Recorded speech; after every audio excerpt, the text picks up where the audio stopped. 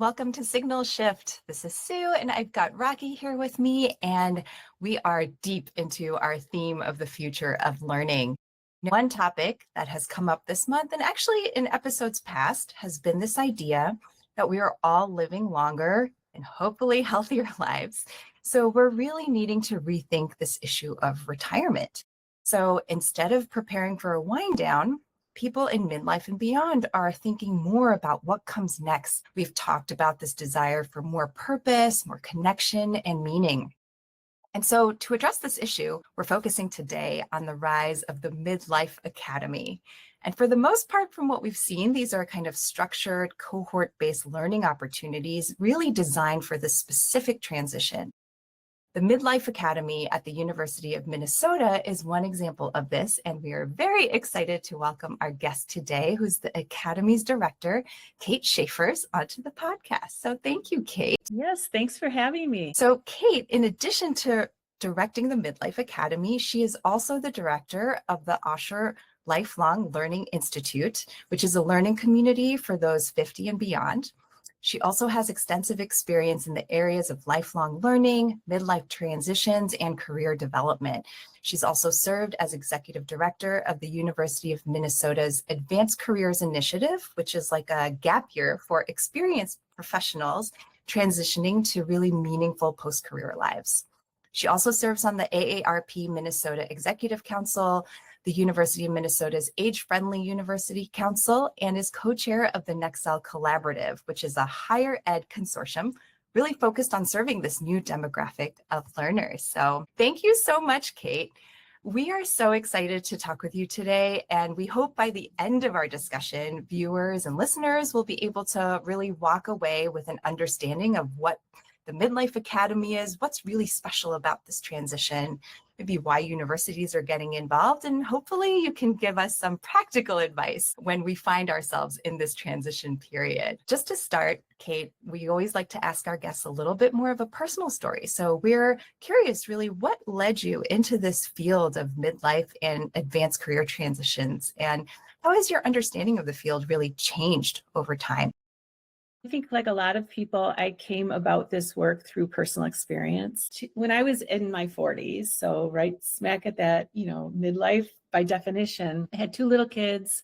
My husband was traveling for work. I had a job that I loved, but I just felt like I wasn't able to juggle everything the way I wanted to juggle things. And then my husband and I became a caregiver of a family member, and it just was too much. And so I stepped away from a job I loved to try to build something that was more flexible. And that caregiving role really opened my eyes to just older adults and how we undervalue what they bring, their talents. And so I really felt this calling to help connect older adults with opportunities to give back to their communities. So that is really what drew me in, of just how do we tap the talent of this generation? And through a roundabout way, I found this organization called Encore.org, which is now Cogenerate. And it focused on helping people 50 plus shift into meaningful work in the second half of life and finding that social impact work. And that's really been a cornerstone of a lot of what I've done. After leaving that job, then I worked as a consultant and I'm a psychologist as well, but as a coach, a leadership coach and a career coach. And so I was working in that space of older workers and helping people transition. And I also just was seeing that there's just been such a tremendous need as the world has shifted for people at midlife and beyond to find their way, but there aren't a lot of roadmaps. Seeing this need out there for people to help them navigate this life stage that may be different from how their parents navigated it. Thanks for that. And you mentioned roadmap. So tell me a little bit about this need. What are you seeing in terms of the needs that were really going unaddressed that the Academy may now address? Yeah, well, I think some of them come from the workplace and just some of the shifts we've seen. We used to look at our lives and planning our lives around what was called the 3 boxes of life. So we have the early stage, which is we learn. And so we go to school and maybe go to college, find training if we're not going to college, but we develop some skills.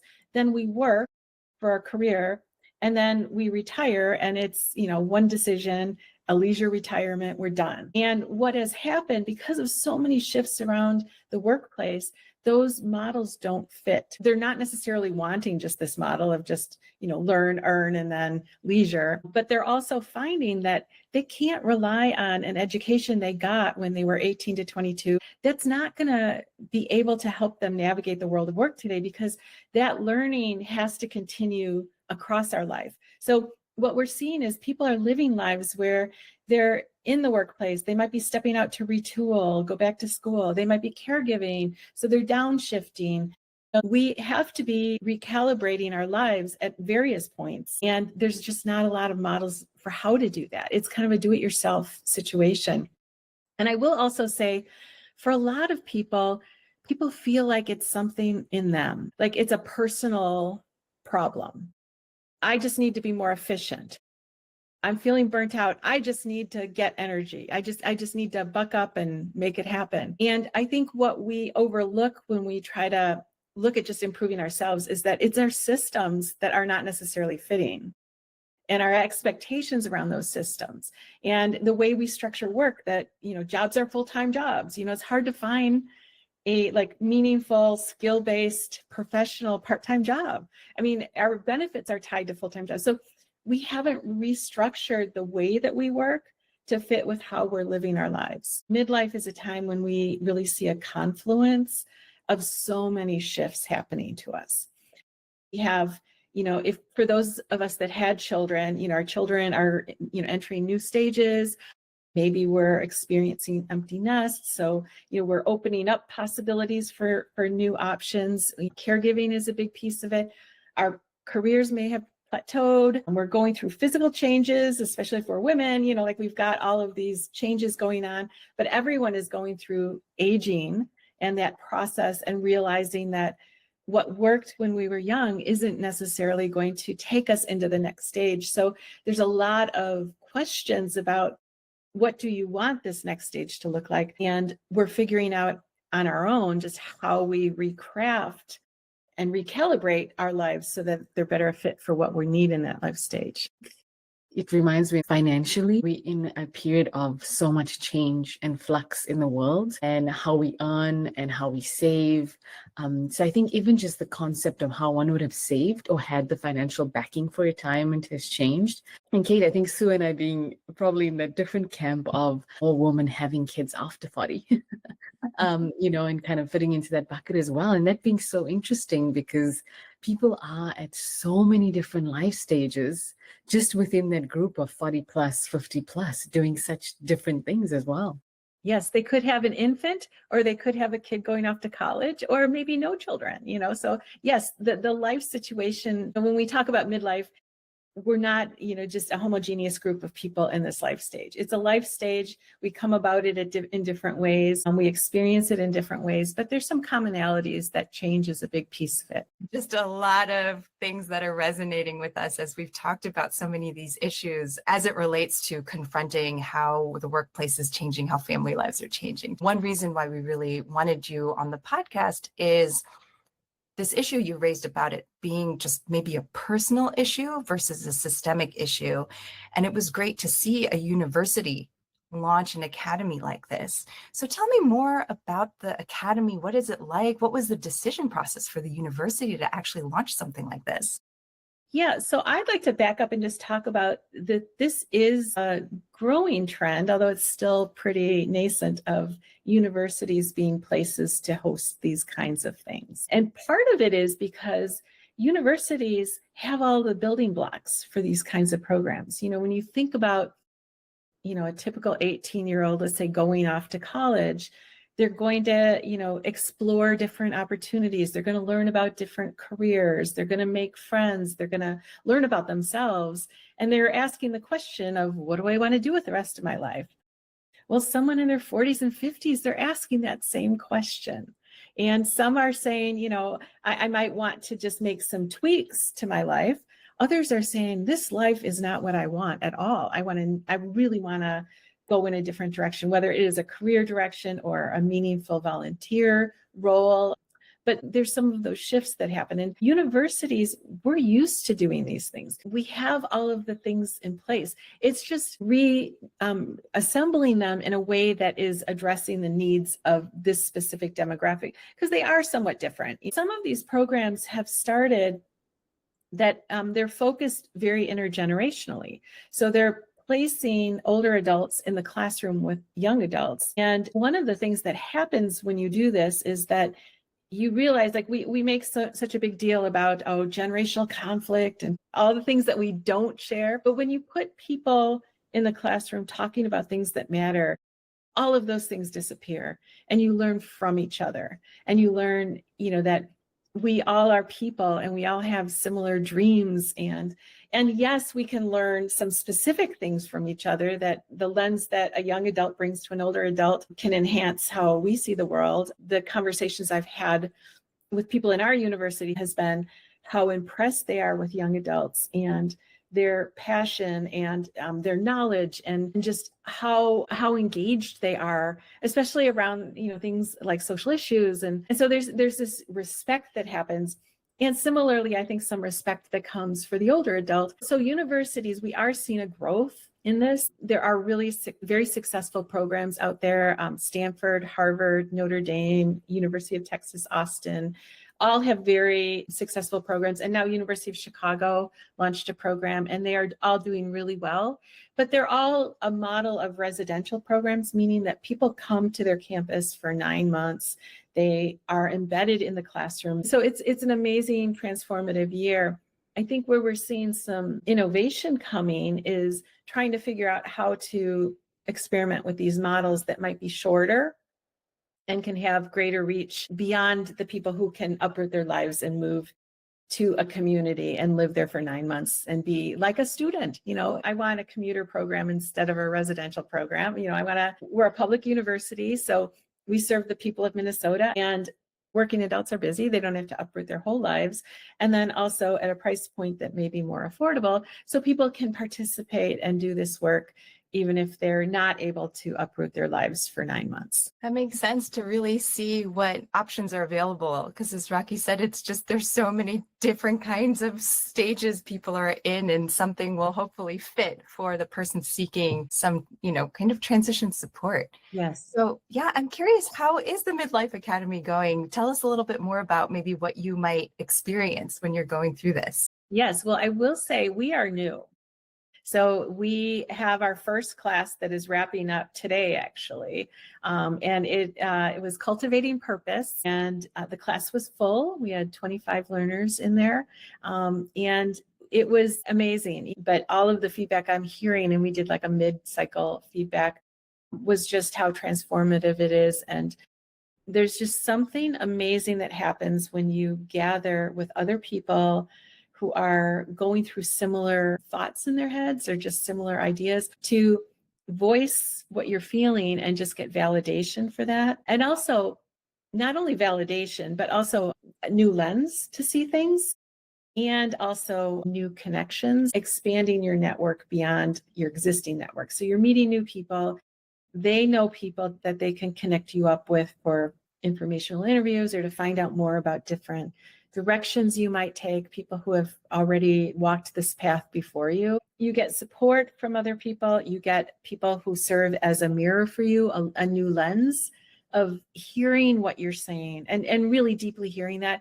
And then also connections that they bring. It meets in person on campus. It's after work. So people come, it's 5 to 8. So people come after work, and we have enough structure and a lot of interaction time, so some reflection. We're launching also our second class, which is Next Chapter Reset, which is a little bit more like, okay, now what am I going to do? Action oriented, like trying things out, experimenting with different things. Our vision is to keep building new courses that all address different pieces of midlife, and then just doing that supportive wraparound with it, like creating a community and offering opportunities for people to connect with that community throughout this whole process for them. After these 8 weeks, have there been some interesting pivots you've seen in people's mindsets about, when they started their journey and now 8 weeks later, and how they're thinking about their own midlife transitions?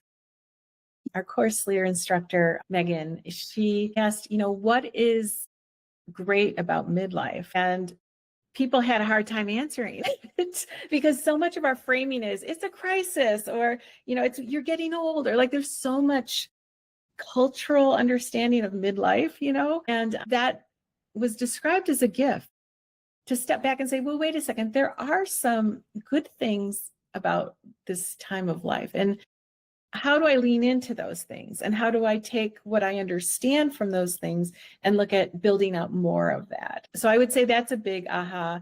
I think the aha too is that you have to have it figured out to start. And I think the research is really also pretty clear that, you can do a lot of reflection, but it's really easy to get stuck in reflection. Because if you're trying to find the perfect answer, like what is the perfect change in my life that's going to solve my problems, it's going to keep you from ever taking that first step. And the research supports that sometimes you just, if you know directionally, just start walking, take a baby step. Maybe don't quit your job yet, but do a little experiment. And then you may find out that, that experiment is really engaging. And so do another one. And so recognizing that it's really hard to know what you're going to like unless you try something. So finding those little experiments, try something out, shift some of the people that you're with, that you're connecting with, and just try on a new hat. And if the hat fits, then, look for more hats like that.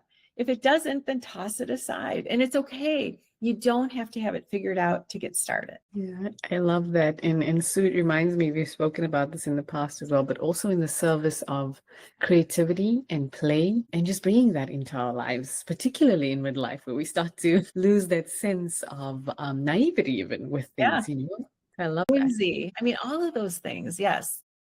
Yeah, I do think, I mean, at midlife, so you look at happiness curve, right? And like, where are people? They tend to be the lowest in their happiness, and it tends to be midlife, and so happiness tends to increase as we get older, which is paradoxical because we think, well, as we get older, our bodies are, maybe not able to do as much, but that midlife is when we tend to be so busy with so many demands, oftentimes maybe neglecting ourselves, even neglecting some of those relationships that are so important to us. And so recognizing that we need to also do self-care throughout this whole process and look at, what brings me joy? What brings whimsy into my life? Can I play? Can I play with an idea? I love that. And I also love that paired with the community that's being formed, because we've also talked, I mean, the loneliness epidemic spans all ages at this point, but in midlife, when you can be fearful of what comes next, and this kind of notion that you can't experiment at this point, it's so important to have some partners that can do it with you and alongside you. Well, and I think too, the pandemic changed us in fundamental ways. And, I've seen articles about just how we've become comfortable being lonely. We don't necessarily know how to create that community around us, and yet we need it, and we need to prioritize it. When we think of some of these terms, the language we've used to date about a midlife crisis, right? It being a crisis, or even retirement has certain connotations. It shouldn't have, it doesn't have to, but we've made it that. And so when I see something like the Elder Academy, when you see some of those words, even though you might be in midlife, some of that terminology is just, I don't know, I guess I have questions around, when do we change the language? How do we change the language? Because I think that'll be so powerful, right? That is a brilliant question, because you think about, okay, retirement. You know what? The image is that you leave the workplace and, bye, I'm not working again. That's not how people are retiring. So it's like this paradoxical oxymoron. I'm retired, but I'm working. And that is it's much more typical than it was previous generations. And language is really important. And we tend to have language around aging, like lumping everyone. If you're 65 and older, you're a senior citizen. And that connotates, the image of a senior citizen is not necessarily how someone who's 65 may feel, or 85 for that matter. Like the language conveys an image of frailty. AARP did some amazing, like, walk like a 60-year-old or whatever, and they're using a cane. And the image that comes to mind isn't fitting with how people are living today. So one of the professors that I worked with at the University of Minnesota, Professor Phyllis Moen, she's a sociologist and a life course sociologist. And she has been arguing that we need new language and frameworks to think about this as a new life stage, that it's not just even what we're calling people, but it's a new life stage. She likens it to the conversations and the shifts that happened around 1900 when we started talking about adolescence. Before 1900, we didn't talk about adolescence as a life stage. As we understood more about teenagers, we realized they're not children, but they're not adults. And then we started looking and we realized their brains aren't developed. And we have a whole host of psychological and sociological and physical dimensions that we've put around this life stage. And she thinks that we're seeing the same thing happen in the later stages, because when we look at longevity, the longevity is not necessarily, those bonus years are not necessarily coming at the end of life. Although for some people, they may have long times of frailty. But for where you're really seeing the big change is the mid period that's after career and family building years and before frailty of old age. She's calling it Encore adulthood. And she is putting all kinds of understanding around what does it mean? It's people who are, not young, but they're not old. And they're starting new careers, they're entrepreneurs, they're living a life that is very different from some of the images of the languages we have. And so she believes we really should be looking at this as a new life stage and studying it that way, and also creating opportunities for people to move into work that fits with Encore adulthood. Yeah, she has a book out that came out in 2016 on this topic. It's called Encore Adulthood, Boomers on the Edge of Risk, Renewal, and Purpose. She studied boomers with that book, but as we see Gen X and then certainly the millennials coming into this life stage, I think a lot of these themes are just going to be amplified, because you look at, the whole financial situation of millennials compared to boomers. There's just a huge, millennials have faced a lot of headwinds when it comes to their finances, not only around some of them coming into the workplace during a recession and getting underemployed and never breaking out of it, high student loans and delayed milestones, that may have defined previous generations, and maybe decisions not to do some of those things, like having children or never buying a house, or, not feeling like some of those goals that used to be expected as people kind of go lockstep through life stages. And so when they're coming up to this, they're certainly not going to have the finances to fund a 30-year leisure retirement. So they're going to need to be looking at some of these alternatives, as our people today, as our boomers today, and as our Gen Xers. But I just think we're going to have more and more people in that situation. That's right. Can't remember, Rocky, if this was in the Stanford study, or if this was actually in a retirement fund study, but they had little blocks representing every age of life. And you get through the major milestones, as you talked about, and just this color block just increasing with nothing in it. And we were saying it's missing so much of what actually happens in your life to define this as sort of this void. But it just showed that there is so much more life that is continuing on, that's why, people need to fill this. Yeah. There is this desire to fill it. And so, yeah, I'm really curious. This actually, you're talking about millennials as sort of the next generation that's moving into midlife. And, we're a future focused podcast. So we're always thinking about what's happening in the next decade or 2 decades. In an ideal world, if you're thinking about this in 10 years, what is that system of support or institutional support that might be helping people, the millennial generation, for instance, right, really working through this next chapter? Is there an ecosystem you'd love to see? How do they work together, whether it's university or workplaces, government, for instance? I think the first step is normalizing this, that, we still think about careers as being linear, and, they're increasingly not. A lot of many people are not living linear careers. They're more pivots, and they're moving in and out of different opportunities. And so I think maybe normalizing that, and also helping people not only develop the skills they're going to need for some of the changes that are coming. So we know we're all talking about AI, and of course everyone's got to understand, how do I use this as a tool, and what do I bring that the machine can't, and just trying to frame just how work is going to get transformed through this period of time. But it's also, how do we have the skill sets to navigate these transitions, not only to stay ahead of the curve on some of the skill acquisition pieces that is going to be necessary, but also how do we emotionally pivot and in career pivot. How do we make these pivots, and normalizing the process of, I'm going to be in this job maybe a few years, but then I'm probably going to transition into something else. If I don't, the job itself is going to change. So how do I stay open, I guess, to continual learning and getting support to do that? So my employer is going to help me do that, helping people understand, like, how do you make those big pivots? How do you fund big pivots? Who does that? That's another question. There's some employers that do things like sabbaticals.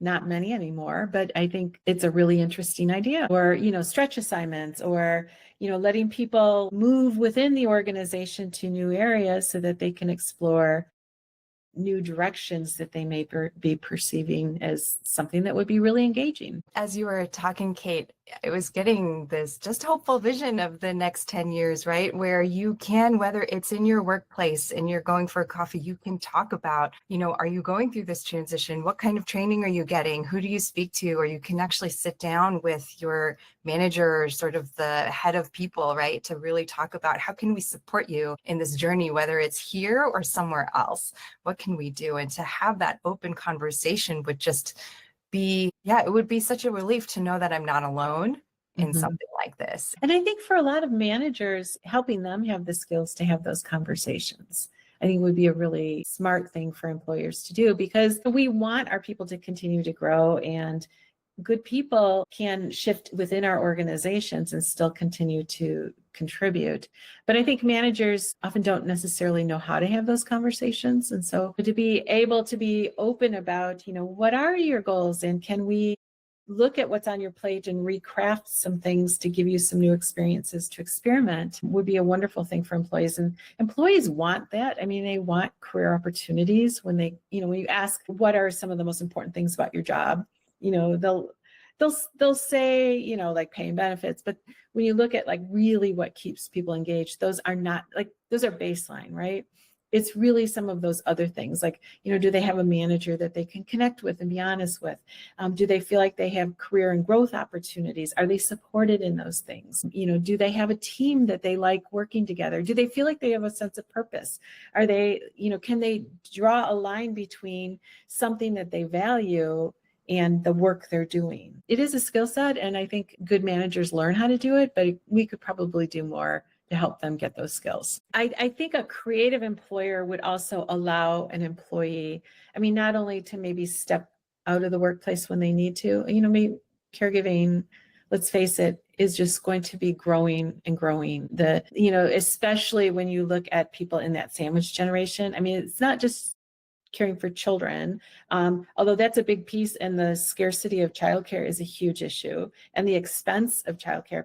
But then increasingly we're seeing elder care responsibilities, and families are having to step up in big ways to help with that. And so supporting those family caregivers is just so important for employers.